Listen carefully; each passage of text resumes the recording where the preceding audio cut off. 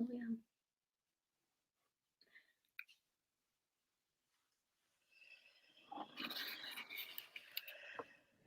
Aisha, you are live now. Okay, I'll start. نحمده ونصلي على رسول الله الكريم أما بعد فأعوذ بالله من الشيطان الرجيم بسم الله الرحمن الرحيم السلام عليكم ورحمة الله وبركاته. Jazakumullahu khairan for joining us online to hear what Sister Yvonne Ridley says about the Afghanistan crisis, the challenges and opportunities for the Muslims in Western countries. This program is organized by the Women and Youth Divisions of the Islamic Forum for Australian Muslims. We will inshallah start the program with the recitation of Quranic verses by Brother Yasir Abbasi from Melbourne. أعوذ بالله من الشيطان الرجيم بسم الله الرحمن الرحيم إذا جاء نصر الله والفتح ورأيت الناس يدخلون في دين الله أفواجا فسبح بحمد ربك واستغفر إنه كان توابا صدق الله العظيم. I seek refuge in Allah subhanahu wa ta'ala from Satan, the rejected, the outcomer, the outcast one. In the name of Allah, most gracious, most merciful. When Allah's help comes and victory is attained, and you see the people entering into the religion of Allah subhanahu wa ta'ala in multitude, then glorify with praise of your Lord and ask for His forgiveness. Indeed, He is ever accepting repentance. Jazakallah khair.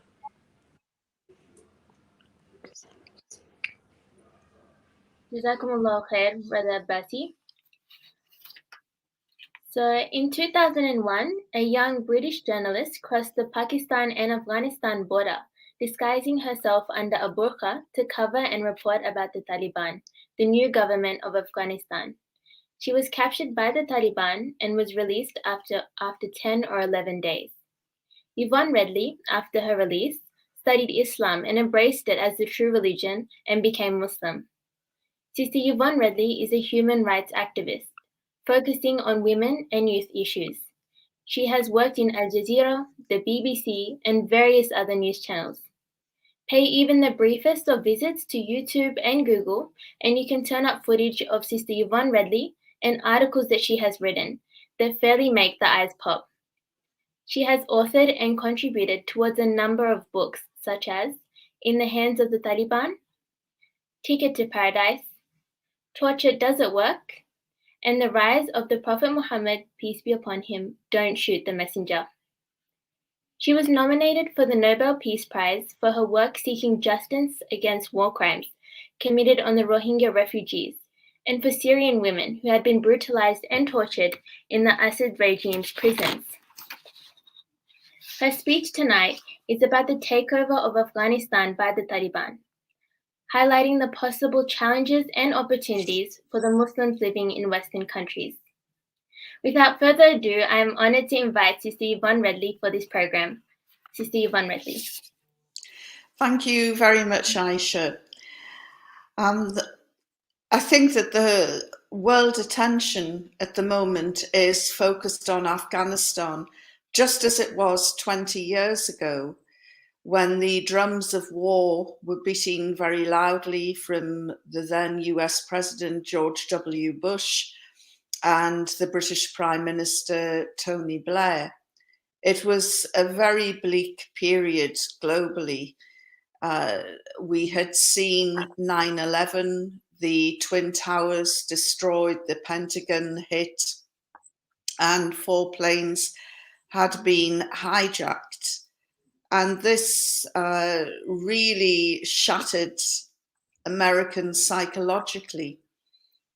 Apart from the thousands of innocent lives lost in the Twin Towers, it was also the first ever time America had been invaded for hundreds of years. And this shattered them emotionally, psychologically, And so, unfortunately, as is often the case, instead of asking the question, why did this happen? It was all about revenge. And very quickly it emerged that the 19 hijackers were all Arabs, predominantly from Saudi Arabia, belonging to the Al Qaeda organization, which had been founded by one Osama bin Laden.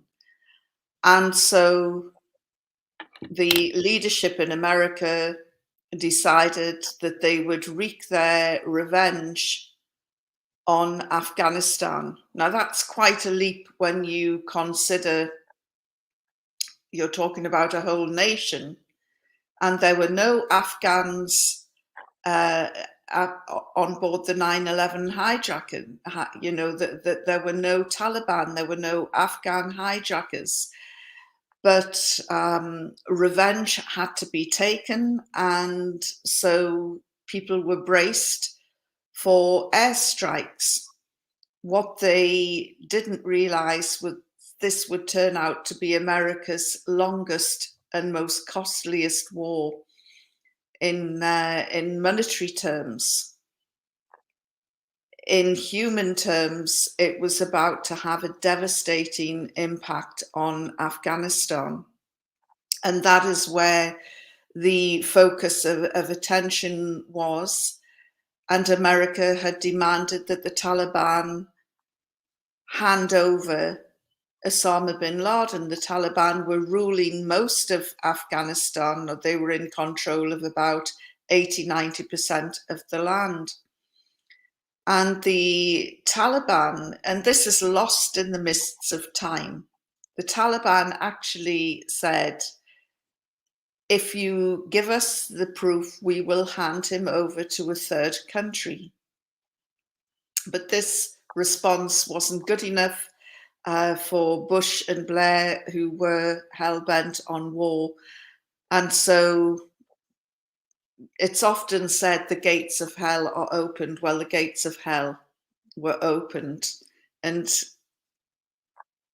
during that period, more than 3,000 of the world's media had assembled in Pakistan, waiting for the war to start. I was one of the 3,000. I was the chief reporter of the Sunday Express newspaper, and I wanted to get an exclusive story. I was very competitive and looking back, I suppose, maybe reckless, a little bit daring. And so I devised a plan along with a couple of guides to go into Afghanistan under cover of the all-enveloping burqa, the blue, it was actually a chador, but the Western media decided to call it a burqa, and so the blue chador became the headline-friendly burqa. And that's how these things happen. You know, the media can change, the narrative can change a perspective just with headlines. And so we went in to Afghanistan. I wanted to find out what life was like under the Taliban. We had been told by our leaders that this was the most brutal, evil regime in the world. They had been constantly demonized since 1996, when America withdrew its funding to what was then called the Mujahideen, who had fought successfully the Soviet occupation of Afghanistan. But this time, America decided to withdraw its funding and walk away. And in 1996, by walking away, a demonization process began on the Taliban. And of course, by 2001, fueled by 9/11, the demonization became worse because, of course, you can't drop bombs on nice people. So you have to demonize your target. And as a result, you know, the the whole of Afghanistan in many ways was demonized. So when I went into Afghanistan, I wanted to find out the truth. Is this really an evil, brutal regime? Is it, have they been misunderstood? Do they have any good points? And so I set about talking to ordinary villagers in Jalalabad, assisted by translators, and I was able to blow some interesting myths just by having these basic conversations with ordinary working class Afghan people. And I discovered that there were girls' schools. I also discovered there was further education. I met a young girl in her 20s who had been training to be a doctor. And I understood through her that schools had closed, not because the Taliban had ordered them to close, but because the economy was broken, wages couldn't be paid, teachers couldn't be found, and the schools had to close out of necessity. So that was an interesting perspective. Coming back to Pakistan, unfortunately, I was rumbled and arrested by the Taliban, which led to a terrifying 11-day period. Now, I have often been referred to as a victim of Stockholm Syndrome or a poster girl for the Taliban. The truth is, during those 11 days, I was absolutely terrified. I did not bond with my captors at all. There was no great meeting of minds. What there was an almighty sort of clash of culture. They didn't understand me. I didn't understand them. For instance, during an interrogation session in the intelligence headquarters in Jalalabad, a group of the scariest looking men with big black turbans and big black beards came and questioned me. And they didn't look me in the eye. And I thought, yes, they're so guilty. They know they're going to kill me. It doesn't matter what I tell them, they're going to kill me. And because of this, they are guilty and unable to look me in the face. It was only after I was released and I spoke to my first Muslim audience that I learned that culturally they were showing me great respect, and also Islamically they were averting their gaze. They didn't want to frighten and intimidate me by staring at me. So that was, I only found that out a few weeks afterwards. But the 11 days I was there were terrifying. Why? Because I had bought into all of the propaganda that this was an evil, brutal regime, that they hated women. And so that dictated my reaction to them. I was terrified, but rather than kiss the hand that slaps you, not that they did touch me, I adopted a rather belligerent stance, a risky strategy. I became the prisoner from hell. I went on hunger strike. I spat at them, I swore at them, I threw things at them. And their response to me was, why are you behaving like this? We want you to be happy. You are our guest. And I thought, why are you behaving like this? You're supposed to be brutal and evil and hate women. You know, you're not living up to the job description. So there was a complete misunderstanding on both sides. And then I was sent up to Kabul and put in prison there, where they had other Westerners. They had Germans, German women, American women, and an Australian woman, as well as men in the men's wing of the prison. And while I was there, it emerged that these women who I was locked up with were fundamental evangelical Christians. And I thought, they've been in prison since the August. By this time, we were in October 2001. And I thought, they don't have any bruising or scars or seem frightened. And, that they are Christians, and don't the Taliban hate Christians? They used to have prayer sessions twice a day, and they would bring out their Bibles.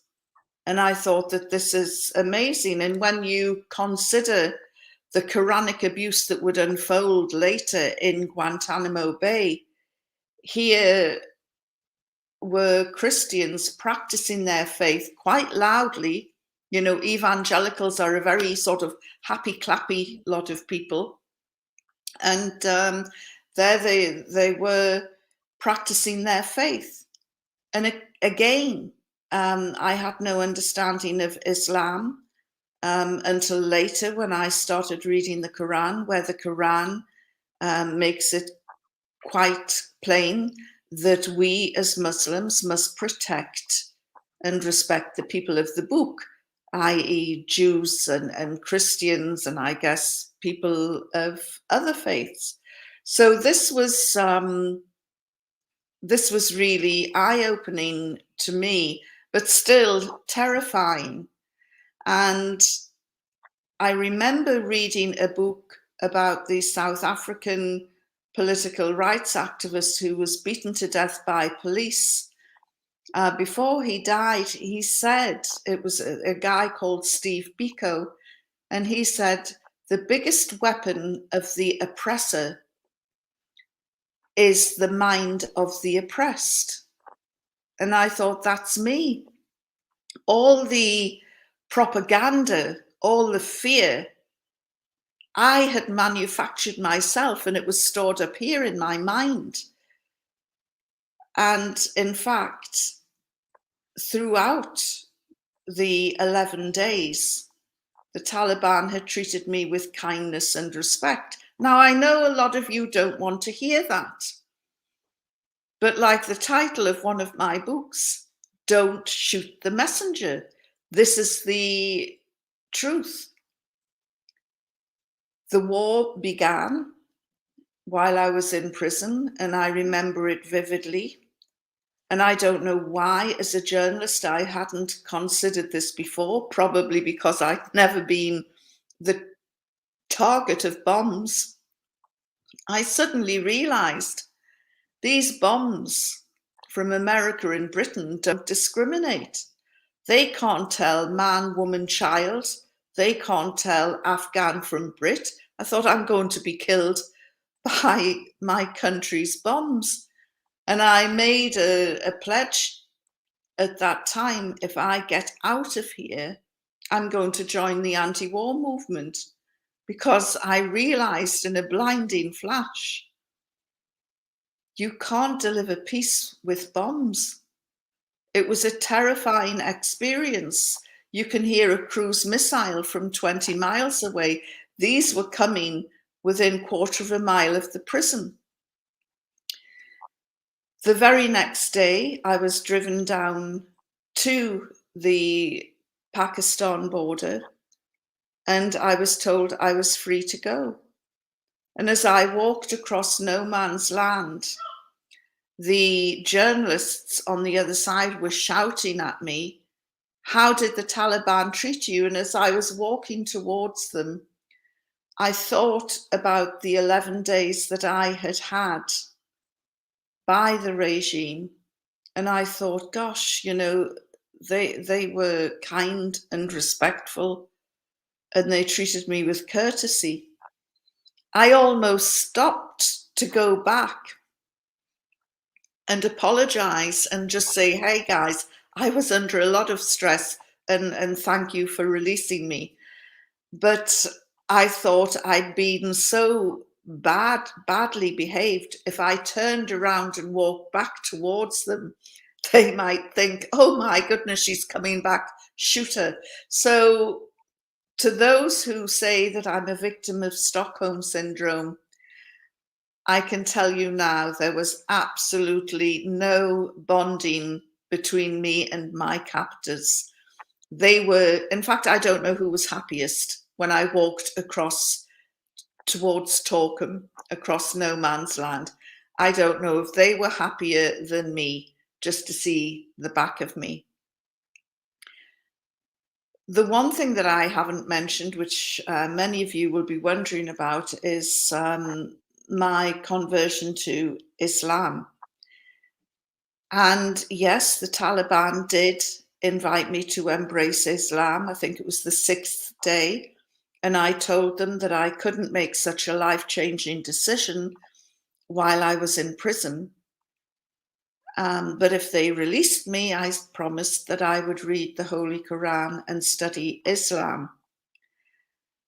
And as I say, while they held on to other Westerners, they actually did release me on the orders of their then spiritual leader, the late Mullah Omar. And he released me on humanitarian grounds. And not everybody was happy by this decision. As we drove from Kabul down to the border, we went through many checkpoints. And the Taliban who were manning the checkpoint in Sarobi, near Jalalabad, were outraged. This was translated to me. They said, "Why are you letting her go? The Americans have started their war. They've hit our hospitals. They've hit our homes. People have died. Why would you let her go?" And I think that the Taliban, who were tasked with getting me safely to the Pakistan border, were very nervous, and the driver just rammed the car into the people carrier into first gear and drove through the barrier. And the diplomat sitting in the front turned round and smiled and had said, "It seems that they're reluctant to let you go." So this told me that although the Taliban were under one leader, they also ran on tribal lines as well and didn't necessarily were on the same page. So that was quite interesting. The other thing that I discovered is I did ask the Taliban about their relationship with Al Qaeda, because I was curious about why they had let their country become a training ground for this organization, this terror group. And they said, the ones that held me, they said, we invited them in as our guests, and very soon they started acting like our masters. So at that point, there was no great meeting of minds between the Taliban and Al Qaeda. And I suspect that is why they had separate training camps, and they didn't really want to work together. They ended up in a coalition out of necessity, out of survival, when the war began. So that was quite interesting as well. When I got back to London, I reflected on what had happened, and I did two things. I joined the anti-war movement and spoke about my experiences and the futility of war. And I started reading the Quran, partly because I'd given a promise to my captors, because I happen to believe if you make a promise, you should try and keep it. But also, as a journalist covering the Middle East and Asia, I realized that I knew little about Islam. The little that I knew turned out to be wholly wrong. And I thought, how can I write with any degree of accuracy or fact if I don't know about Islam? Because the one thing that I had observed in prison was how the Taliban practiced their faith. And I realized that Islam isn't something you pick up and put down after Friday prayers. It's like a life support system. It's a way of living. It's the way you eat, the way you sleep, the way you breathe, even drinking a glass of water. Everything that you do in your life is motivated by Islam. So I thought, how on earth can I write with any authority without knowing about this faith? So the fulfillment of a promise, an academic exercise began, and very soon it turned into a spiritual journey for me. I happen to be a practicing Christian, and I had this core belief in God. I had been a former Sunday school teacher, so reading the Quran, it was an English translation by A. Yusuf Ali. So reading the Quran was very easy for me because it was very, from my view, biblical. I knew all of the prophets by name, with the exception of one, and that was the Prophet Muhammad sallallahu alaihi wasallam. And I'd never heard of him before. Of course, the whole world has heard of him now, I guess, but I hadn't heard of him. You have to remember, I was brought up in a working class area where you were either Protestant or Catholic. There was nothing as exotic as Islam. There were no brown-skinned people or olive-skinned people in the northeast of England where I was brought up. Happily, that has changed now. But so I started reading this translation. It had an index in the back. And as a lifelong feminist, I started going down, looking for women's rights, looking for clarity about, where does it say that you mustn't educate girls? Where does it say that you have to be forced into a marriage? Where does it, all the prejudices and bigotry that I had harbored were blown away. And the Holy Quran makes it crystal clear that women are equal in spirituality, worth, and education. So I started going out into the Muslim community. And, I thought this Quran is perfect in every way. And I went out and I met the Muslims. Eventually, 2 years later, I embraced what I consider to be the biggest and the best family in the world.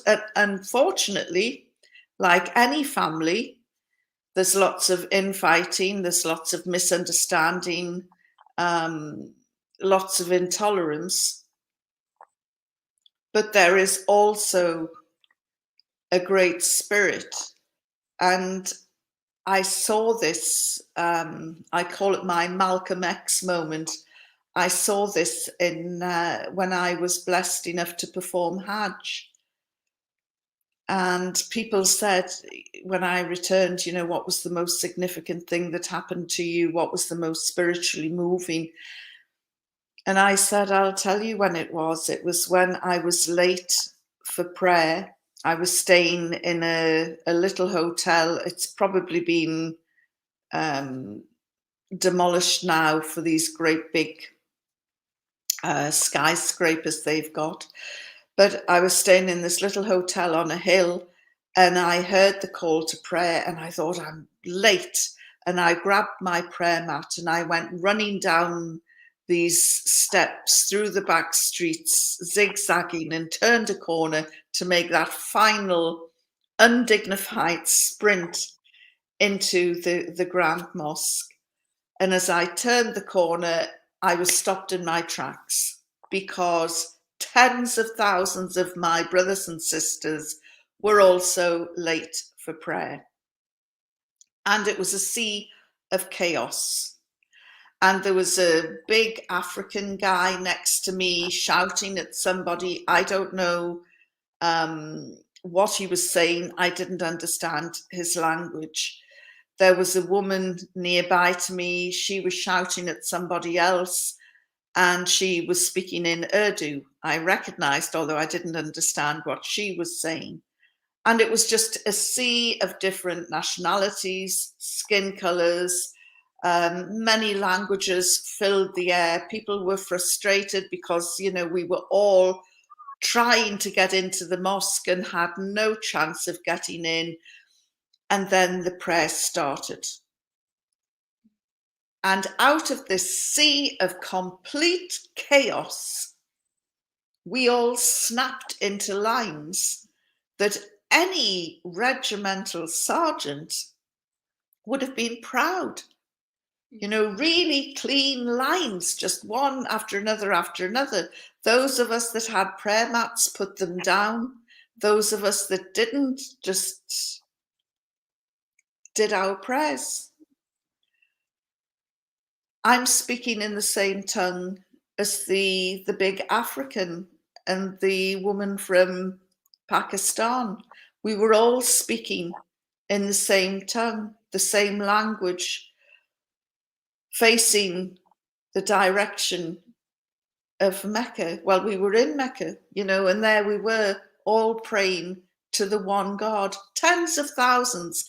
Out of this chaos came a unity that I don't think I've ever witnessed in any other arena, whether it's sports or festival. It was just unbelievable. And to me, when I look back on that moment, I just thought, gosh, there we were, the most disciplined army in the world, with no weapons, just a desire to worship the one God. And that will live with me forever.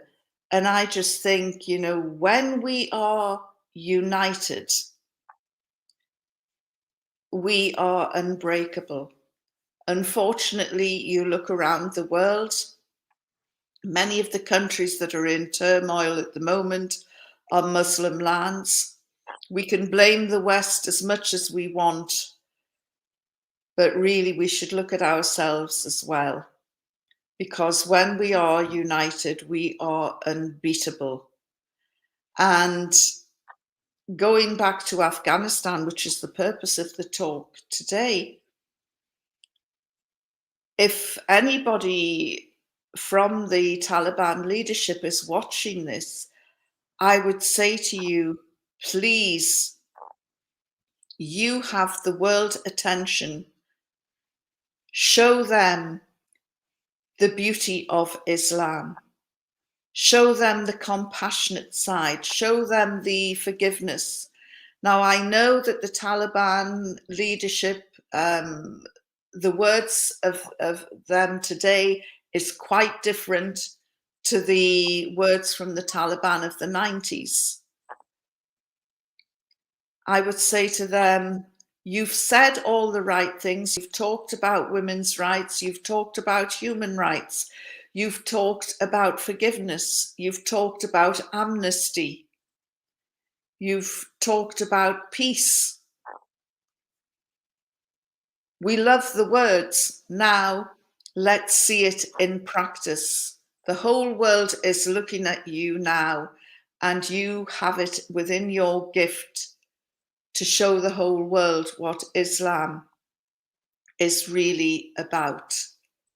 So, you know, these are very important times.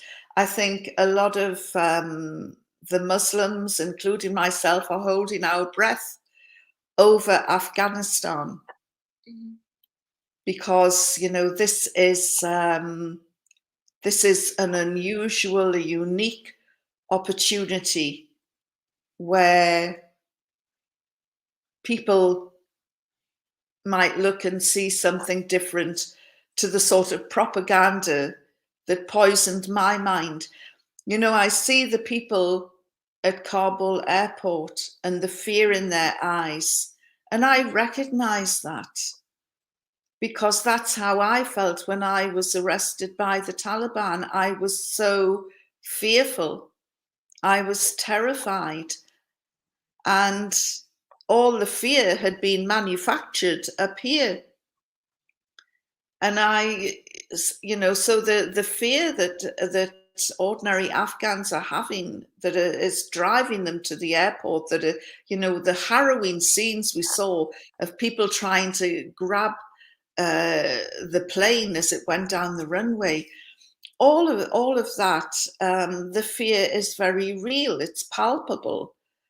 And now it is down to the Taliban to overturn and show the people in their country as well as the wider world that you have nothing to fear from us and you have nothing to fear from Islam. So, you know, that is the story that I've come to tell today, Aisha, and I hope that the audience, and we've got a global audience today, I hope they appreciate their words and my words, and any questions, you know, or discussion that we can have from that. You know, let's really have a good and productive discussion without the hysteria and fear. You know, let's dispel a few myths today. Yeah, that sounds lovely. Jazakallah khair, Sister Yvonne, for your inspiring speech. Thank you. And like you said, I'd like to now invite our audience. If you've got any questions, please put them into our chat box now.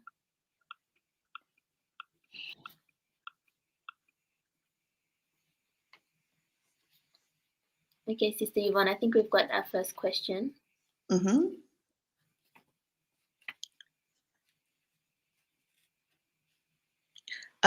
What's your views about the difference between Taliban and the Mujahideen? Well, we were allowed to call the Mujahideen when they were fighting the Soviet occupation. Now we call them the Taliban.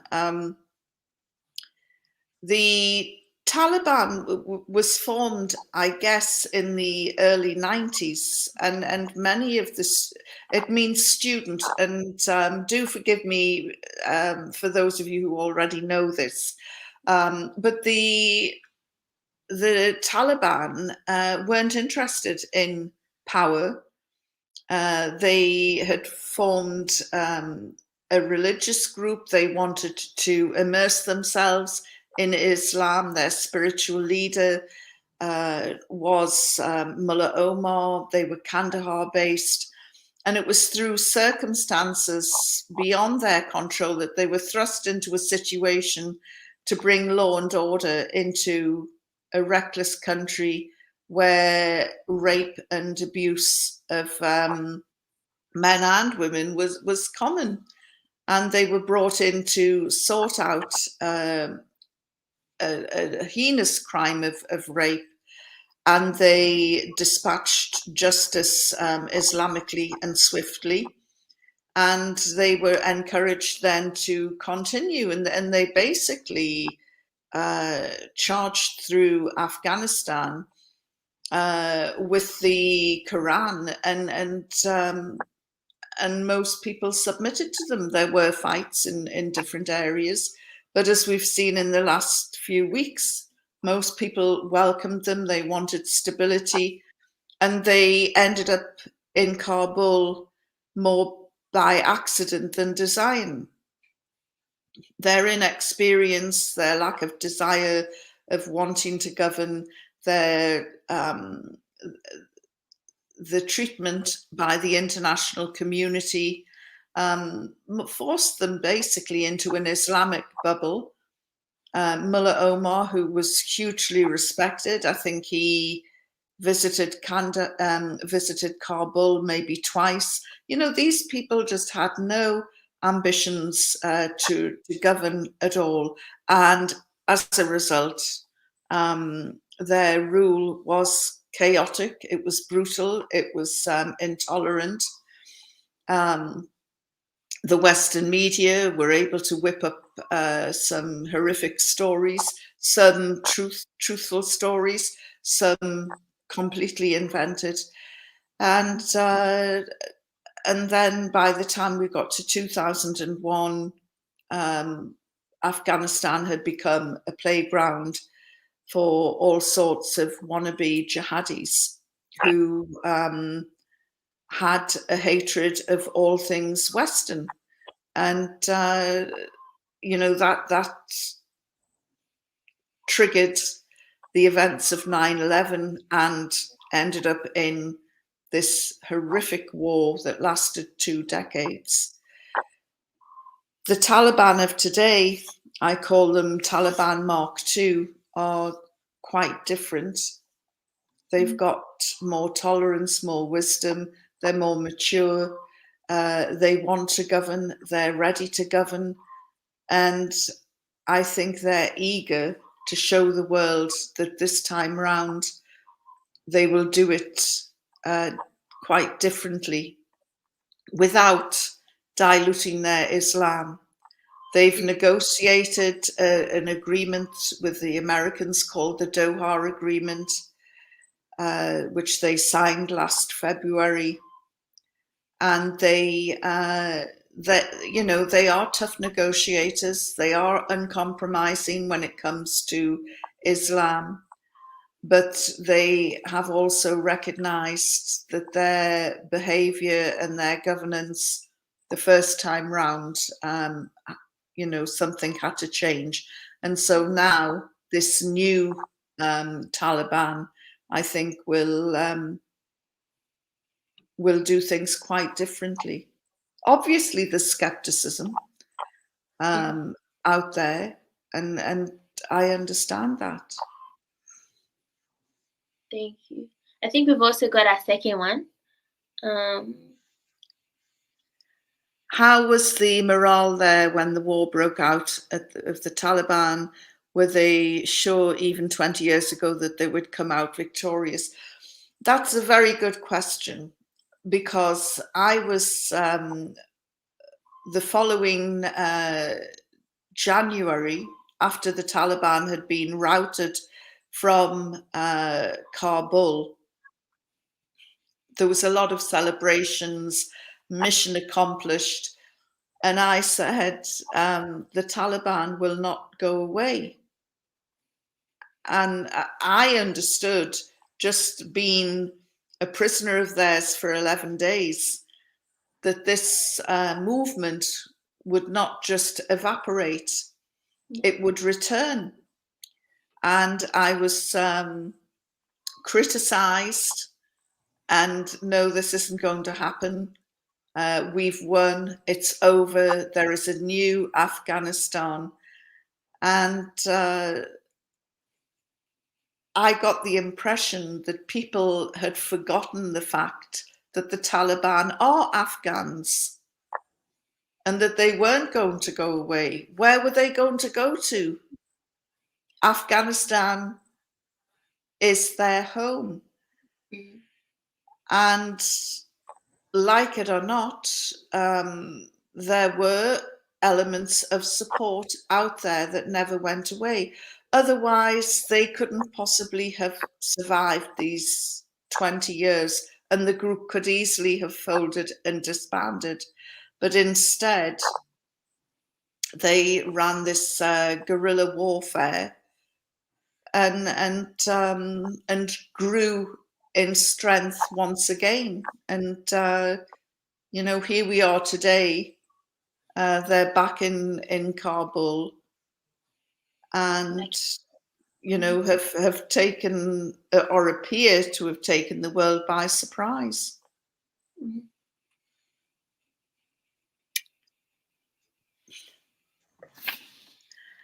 What was the one trigger point when you decided that Islam is the religion to follow?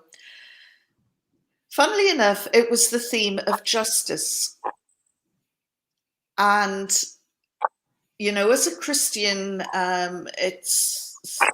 there are a few buzzwords and phrases, and it's sort of love thy neighbor, do good deeds, be charitable.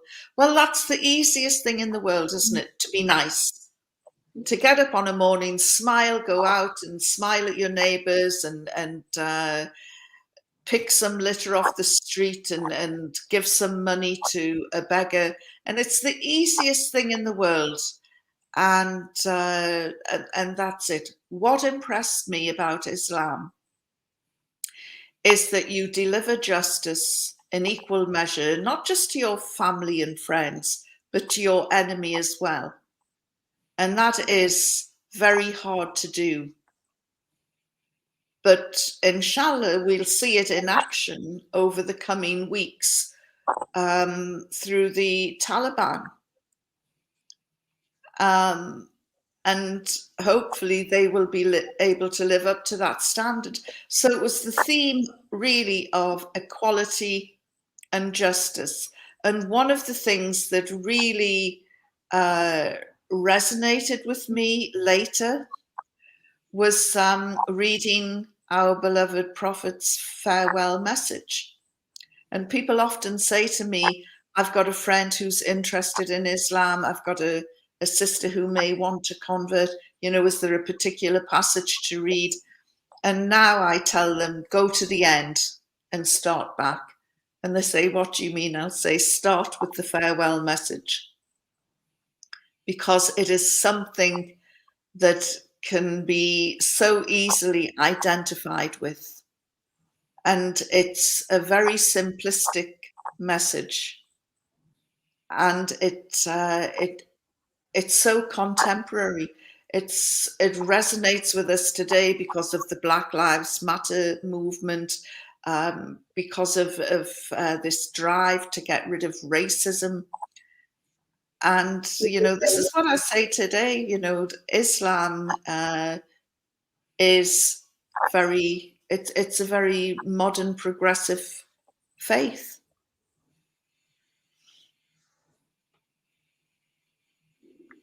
How much of a difference did you find between the practices of Islam that you witnessed in captivity and what you learned as an independent learner practitioner and now an advocate of Islam?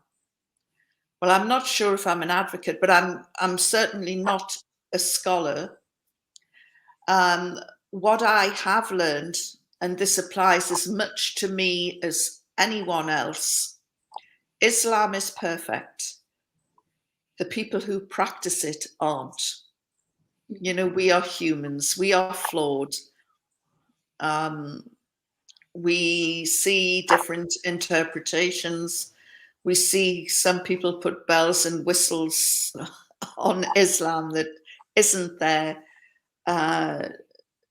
But all I would say, especially to the sisters out there, is if you get to know your Islam, if you get to know the Holy Quran, you will get to know your rights and you can insist on your rights, because there isn't a man out there today, a Muslim man out there today who will dare contradict the word of Allah. And the Quran is the word of God. And if the Quran is telling you that women are equal in spirituality, worth, and education, then you better listen. So it's very, as I say, our faith is perfect. Sadly, our interpretation and our actions aren't. We are humans, we are flawed, but as I say, the world focus now is on the Taliban, and they can show the world the beauty of Islam, or they can destroy it by poor actions. It's down to them now. Exactly. Why Taliban are known to be against education of women? Is this due to Afghan tribal culture to control women? Men, wherever they are in the world, whatever their faith, if they can get away with controlling women, they will. It has nothing to do with Islam, Christianity, some of the most misogynistic, patriarchal societies are run by men who have no faith in them at all. So, we can dispel that.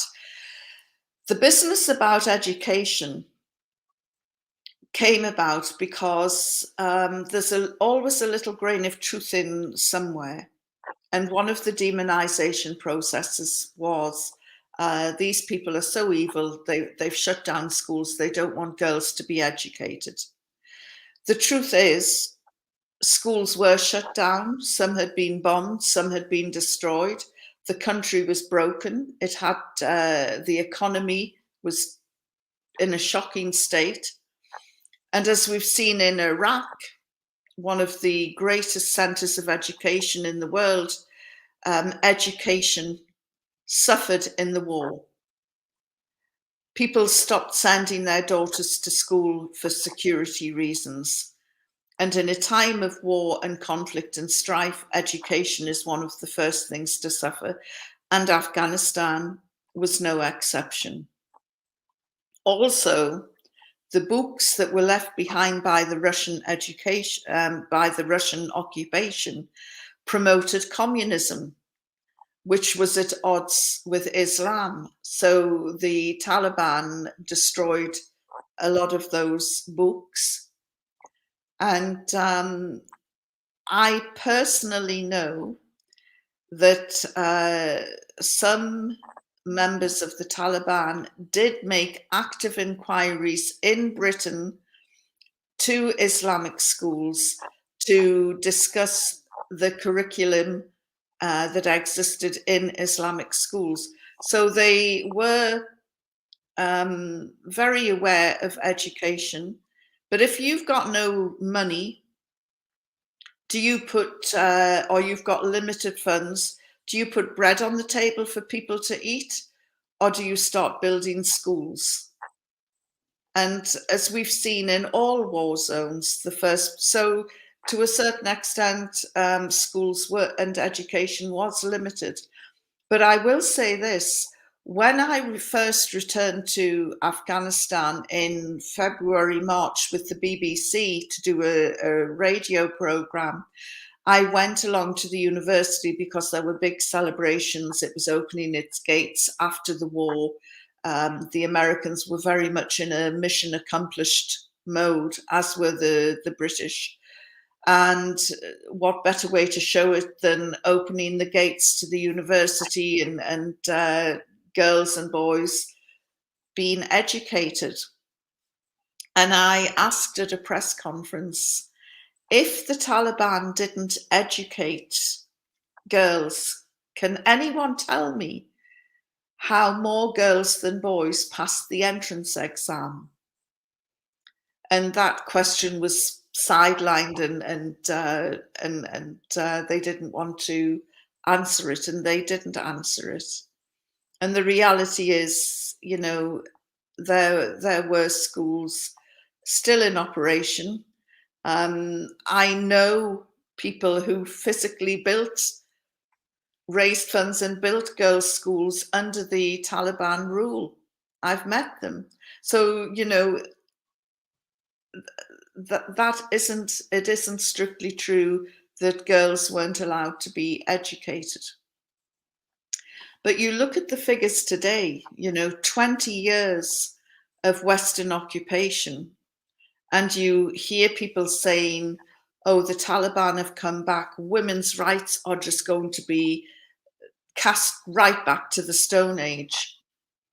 What I would say is, well, let's just look at those women's rights. And yes, it would be churlish of me to not acknowledge great strides that have been made by a tiny few. The bar of women's rights in Afghanistan is extremely low. Those that have benefited are a privileged few, and I'm not begrudging them, because usually when rights and benefits come in, it's the privileged elite that benefit first, and then it trickles down into the towns, villages, and rural areas. But you look at the figures. Adult literacy among women in Afghanistan is very, very low. 84% of Afghan women are still illiterate. So that is not a success story at all. You look at the domestic violence rates have soared, but of course they're keeping records now, so that's a good thing in some ways, but nevertheless, domestic violence is a serious problem in Afghanistan. Forced marriages, which we all know is not Islamic. It's probably could be more cultural. Forced marriages are still in evidence in Afghanistan. And the unusual statistic that caught my eye is suicide rates and suicide attempts. Now, across the world, without exception, more men than women commit suicide or attempt suicide. It is the reverse in Afghanistan. Afghanistan is the only country in the world where more women than men attempt or commit suicide. The figure is 3,000 a year, and that is conservative because it's a taboo subject. 80% of those attempts and suicides are carried out by women. Now, that is a shocking figure when you look at the trend globally. There's also something quite heinous called a virginity test, which is carried out on women involved in court cases. These virginity tests have absolutely no legal bearing on the case that goes before the court. So why carry them out? And where are these empowered women who've allowed these tests to be conducted? You know, it's shocking. And a law did come out from the Ashraf Ghani government saying, well, you have to ask permission of the woman first before you carry out or conduct such a test. And over 90% of women who had to undergo this humiliating procedure said that they weren't asked for their permission at all. So I'm hoping that, the Taliban get rid of this virginity test. It has no place in an Islamic society, never mind a society in the 21st century. I hope also the Taliban get to grips with forced marriages, because that is not Islamic at all. So, when it comes to education, which was the original question, This is not a success story at all. And people will turn around and say, yes, well, it's a large country. It's not something that can be done overnight. I agree. But the US and NATO forces have poured money into Afghanistan, and they have not poured money into the education system. And I was looking for some comparisons, and the old rogue, the late Robert Mugabe, who was the leader of Zimbabwe when Zimbabwe became independent, he invested a huge sum of money in education in Zimbabwe, and within 2 decades, the literacy levels in Zimbabwe were 89%, the highest in the whole of Africa. Now, if an old rogue like that can achieve something as stunning by investment, why can't Afghanistan? Not even 50%. It's so sad. There's been a lot of false information that's been put out, a lot of propaganda. The reality is a few women have benefited, but the lot of an Afghan woman, working class women who I identify with, have not benefited at all under the US occupation.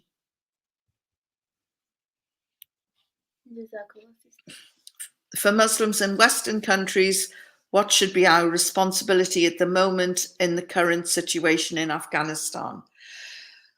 Well, unless the Taliban do something really heinous when they form their government or interim government or whatever shape the government is going to be, the West must support the Afghan people. Even if they don't like the flavor of what comes out of Kabul, that's up to the Taliban, that's up to the Afghan people. But do not abandon them. Do not isolate that country like you did in the 90s when it became a playground for every kind of terror group. Support the Afghan people. Don't support, well, I was going to say don't support the military. I mean, they've given, you know, the Afghan, the Taliban have inherited this 300,000 strong, well-equipped army. They've got their own fleet of helicopters now, and before they didn't have an air force, now they do. So, you know, forget about the military side of things. Weigh in with practical help, food, welfare, education. And don't try and force a Western curriculum on Afghanistan. If the Taliban came to Scotland tomorrow and said, right, we're going to give you our education system, there would be uproar. Different cultures, different continents, different ways, you know, just respect the differences and allow them to evolve and develop the country in the way that translates well for Afghan people. So, you know, the West should not abandon Afghanistan. And if they do, the country will not go under, because the Taliban leadership has been astute enough, while garnering support inside Afghanistan, they have also reached out to Russia, China, Turkey. Obviously, Qatar has been a huge influence. Pakistan, Iran. Now, that is probably the biggest shock, that they've reached out to, this Sunni group has reached out to Shia-controlled Iran. So this shows, hopefully, that we'll get rid of this sectarian, corrosive sectarian narrative that is toxic. So the West should not abandon Afghanistan.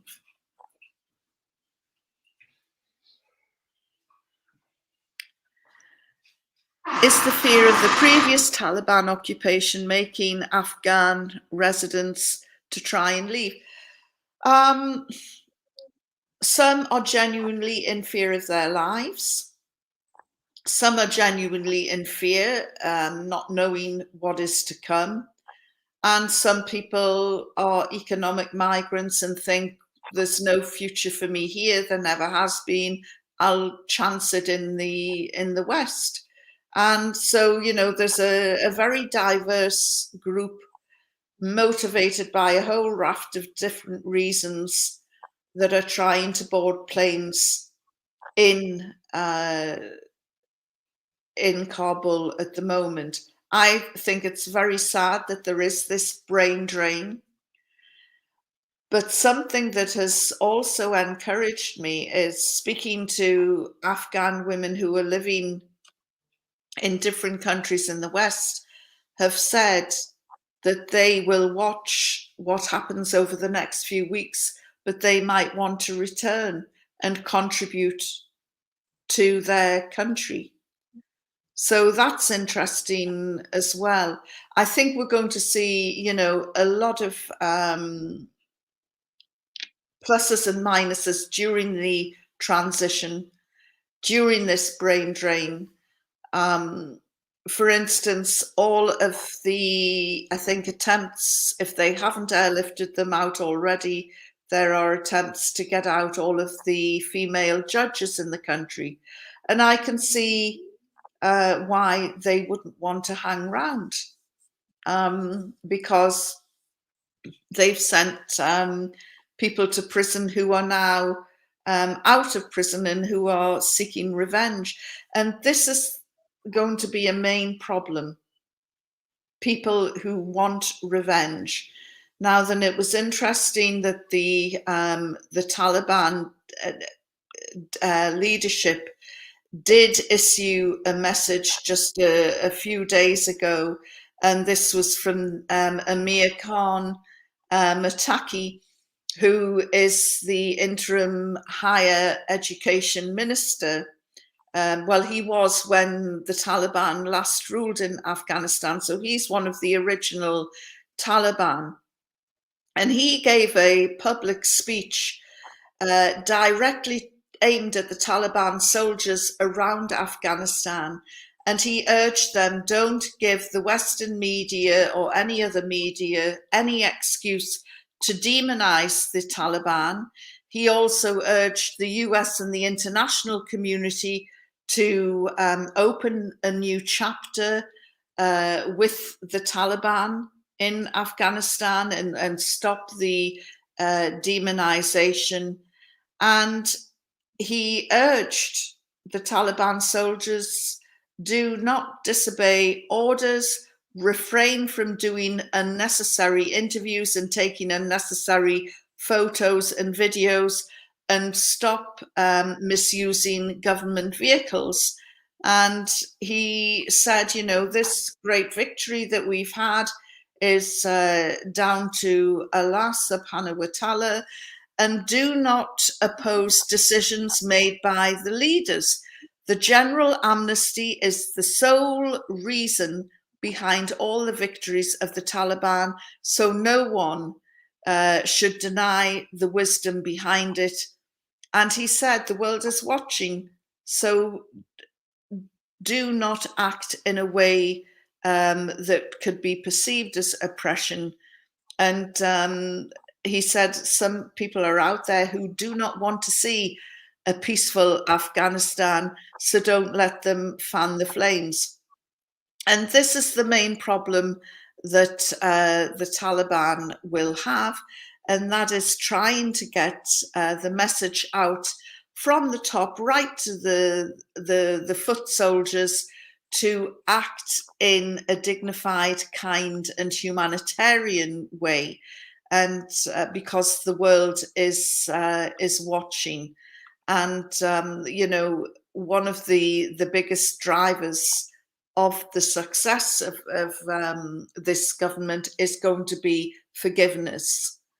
And in some ways, I'm wondering if the South Africans, who through Nelson Mandela, developed this peace and reconciliation, whether the South Africans should step up and volunteer their services to help, because there is going to be a lot of forgiveness required by a lot of different parties.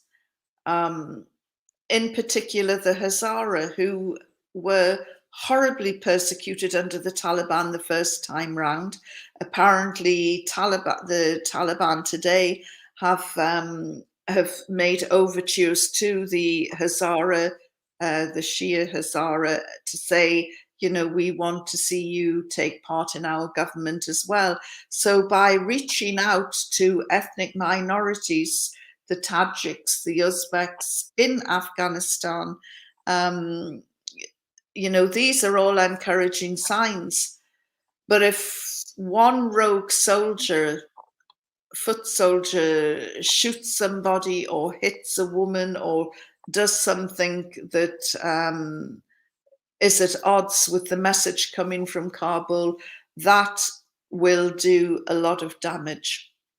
And also, you've got this horrendous aberration, ISIS, ISIS Khorasan, or ISIS-K as they're called, in Afghanistan. They, I'm sure the Taliban will try and get rid of them, but they are committed to harming the West, to being anti-Western in all of their actions, and it is not in their interest to see the Taliban succeed. In fact, they regard the Taliban as being out of Islam. Well, we all know the truth about ISIS, but there are many sort of complicating factors. So beware of spreading false news. I had to challenge somebody yesterday who put out an old video of scenes of panic at the Spin Baldock border with Pakistan, saying already, people are panicking and they're trying to get out. That border was relatively quiet, but people were being allowed out. And unfortunately, by retweeting these damaging images, you can create fear and panic that wasn't there. So we must be very careful what we retweet. On the first day of the Taliban takeover, there were images of 3 women wearing black chadors with ankle chains shuffling along the street. And that image was put out in its thousands. It was retweeted in its thousands. This is the new Afghanistan. And the photograph or the images were tracked back to the Reuters news agency.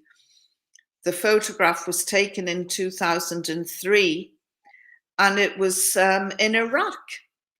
And the chains on the ankles of the women had been photoshopped onto the women.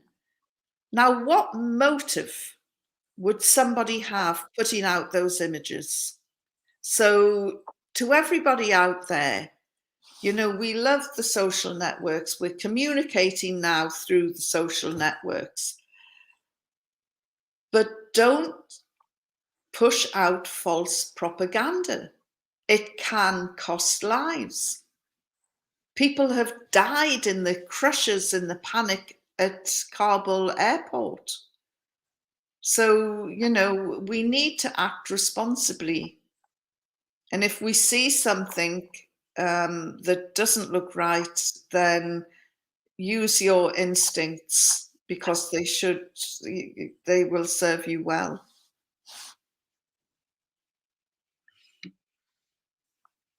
Is it true that before the US invasion, the Taliban tortured their own people, as what's described in the novel The Kite Runner or The Thousand Splendid Suns?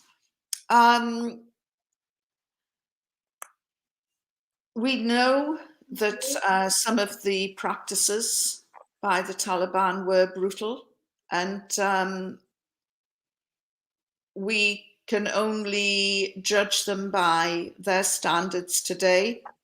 Let's hope that that chapter in history is closed.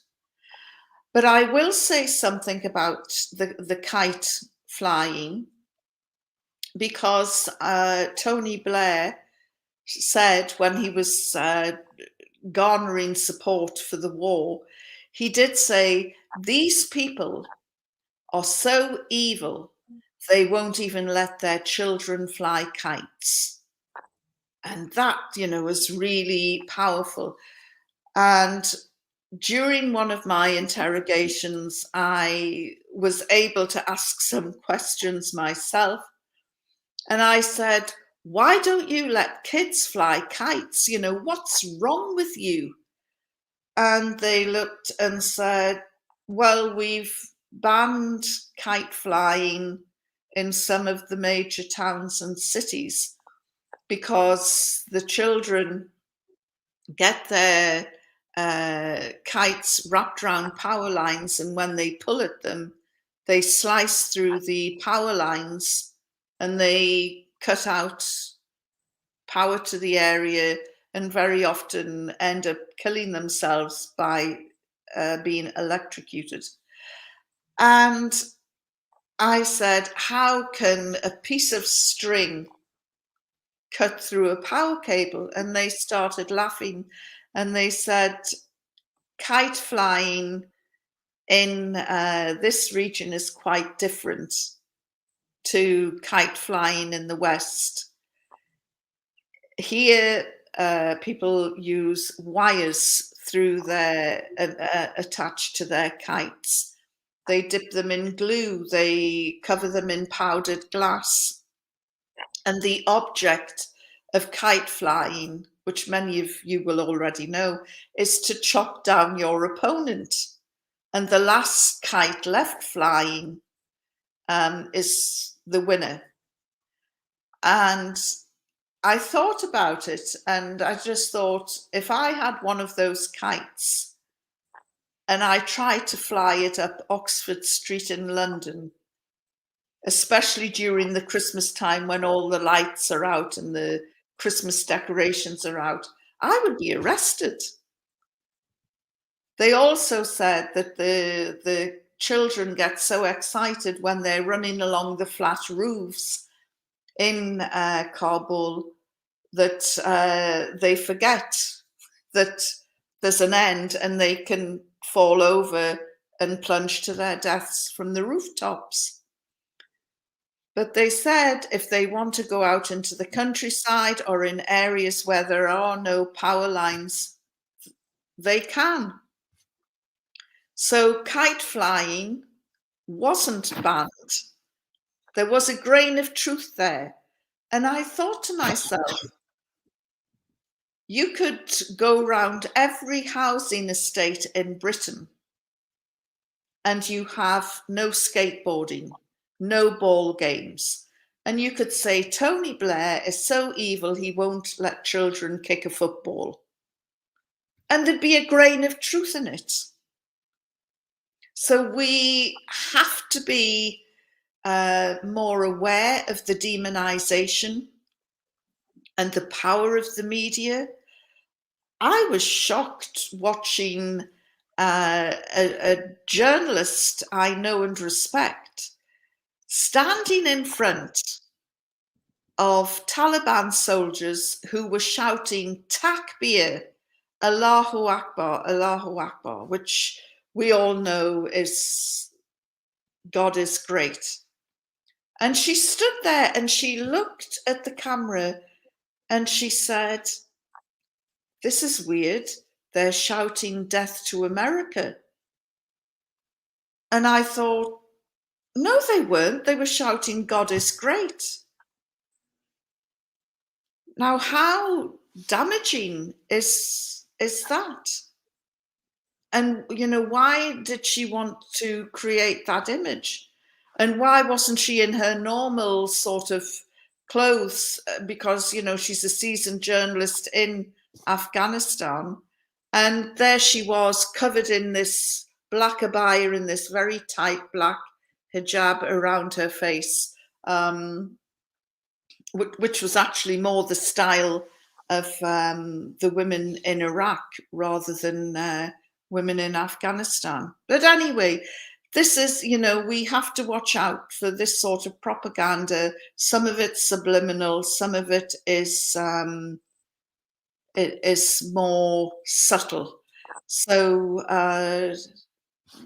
yeah, so the kite runner, the Taliban were brutal, but life in Afghanistan is brutal. Brutal things happen. There's a General Dostum, one of the warlords, who was with the Ahmad Shah Massoud lot. I think he's a Tajik. His punishment for anybody who crossed him was to tie men onto tank tracks and drive around until their bodies were shredded and minced. Now, you know, that is the reality of things that have happened in Afghanistan. Let's hope that this comes to an end. Yeah. I think we'll take one more question before we wrap up tonight. Yep. So with assets freezed, would they be able to govern? No, nobody can have a fully functioning government with assets frozen. And also, one of the really pernicious things that the West does, and it doesn't work, is impose sanctions, because the people who suffer are ordinary people. So I hope that the West unfreezes the assets, and I'm sure if they continue to make it impossible for the Taliban to govern, then the emerging superpower, China, will probably come in. So will the Russians. The Qataris are well known for their generosity. I'm sure, you know, a lot of other outside countries will step up to the plate.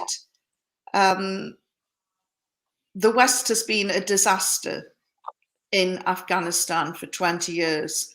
Now they can be part of a success story by trying peaceful means and allowing the Taliban to govern the way that they want to, because they want a vibrant economy for the country. And Afghanistan is like a sleeping giant. It has incredible mineral resources, natural wealth. It also has a natural beauty, and the tourism trade could really take off, but that can only happen with peace and stability and a viable economy.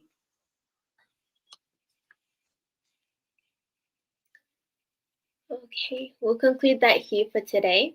And Jazakallah khair again, Sister Yvonne, for sharing your story with us, especially in light of the events we have recently been seeing in Afghanistan. I think it's really important for us as an international community to acknowledge your significant experience and discover opportunities as people in the Western countries during this takeover period. And also, I'd like to say Jazakallah to everyone for being with us today and engaging in this important conversation with your questions. And now I would like to invite Brother Usaid Khalil to conclude the program with a short dua. Jazakallah khair. Thank you very much, sister, as well. for you to have spend the time with us. Inshallah, we'll start our supplication in the end of this program. Jazakallah khair for everything. Alhamdulillah, alhamdulillahi rabbil alameen. والعاقبة للمتقين والصلاة والسلام على أشرف الأنبياء والمرسلين حبيبنا وحبيب رب العالمين محمد وعلى آله وأصحابه أجمعين ربنا آتنا في الدنيا حسنة وفي الآخرة حسنة وقنا عذاب النار. O our Rabb, give us this world that is which good, and in the hereafter, and that is which good, protect us from the punishment of the hellfire. ربنا تقبل منا إنك أنت السميع العليم. O our Rabb, O our Lord, O our Sustainer, accept this service for us, for your arts and the all hearing and the all knowing. ربنا وجعلنا مسلمين لك ومن ذريتنا أمة مسلمة لك وأرنا مناسكنا وتب علينا إنك أنت التواب الرحيم.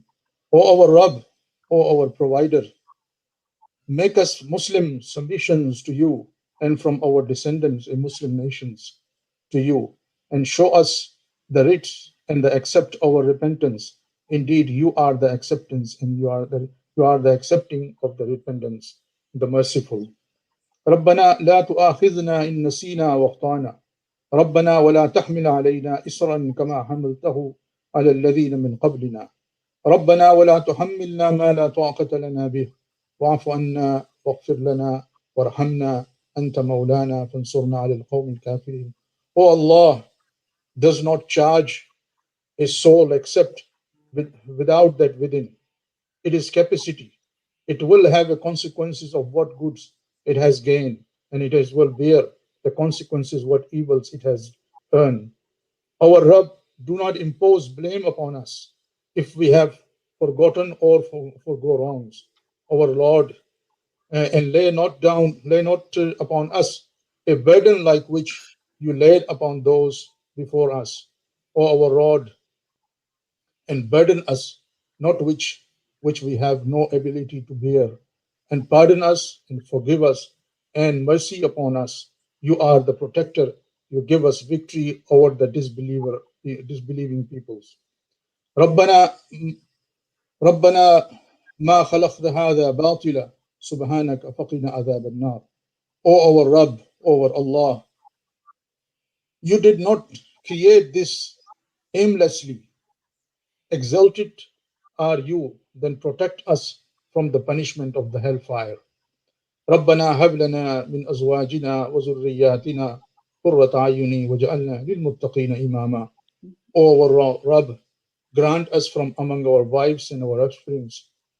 Comfort our eyes and make us an example for the righteous.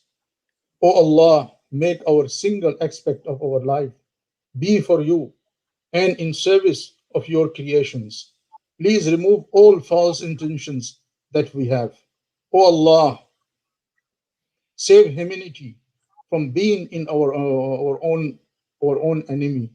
Protect your creations and appraisals. Save the people of Afghanistan, Palestine, Kashmir, and from the internal and external oppressors, and give them justice. Protect us all from the violence, fear, and dangers. You are our protector. Ya Allah, let us love you as you deserve to be loved, and let us fear you as deserve to be feared, and let us live this world serving your creation for your sake. O Allah, please guide our children and our generation. They are surrounded by much temptations and harams, forbidden things. Protect them, my Rabb, from all the evil influence that are around them. Give them friends who will strengthen their faith and help them they stay in the straight and right path. اللهم أرنا الحق حقا وارزقنا اتباعه وأرنا الباطل باطلا وارزقنا اجتنابه أنت ولينا في الدنيا والآخرة وفني مسلم وتحقنا بالصالحين. O Allah, show us a right path and make us follow that path, and whatever wrong there is, make it apparent to us and make us turn away from the wrong path. O Allah, bless our scholars and leaders who are striving to establish Islam in this world on the balanced path of your beloved Prophet sallallahu alaihi wasallam, and make us able to play our parts to establish your deen in our lives and others. O Allah, make us able to follow ittiba'a Rasulullah, the path of our beloved Prophet sallallahu alaihi wasallam, and spread his sunnah to whole mankind. O Allah, give strength and a healthy life to our sister, Dr. Yvonne Ridley, so she can spread and propagate the message of yours among the humanity. O Allah, whoever participate this program, keep them away from any ill intention, protect them any calamities, save them from any illness, and secure them all sorts of widespread epidemic, such as like COVID-19 and all the other epidemics. Indeed, you are the most protector, and you are the controller, Al-Qayyum. ربنا تقبل منا إنك أنت السميع العليم كتب علينا يا مولانا إنك أنت التواب الرحيم اللهم اغفر لنا وارحمنا وأنت خير الراحمين أنت مولانا وانصرنا على القوم الكافرين اللهم اهدنا فيمن هديت وعافنا فيمن عافيت وتولنا فيمن توليت وبارك لنا فيما أعطيت وقنا شر ما قضيت إنك تقضي ولا يقضى عليك واستغفرك وأتوب إليك اللهم جميع المؤمنين والمؤمنات والمسلمين والمسلمات الأحياء والأموات إنك يا مولانا سميع مجيب الدعوات آمين آمين يا رب العالمين وصلى الله تعالى على خير خلقه سيدنا ومولانا محمد وعلى آله وصحبه أجمعين برحمتك يا أرحم الراحمين آمين يا رب العالمين جزاكم الله خير.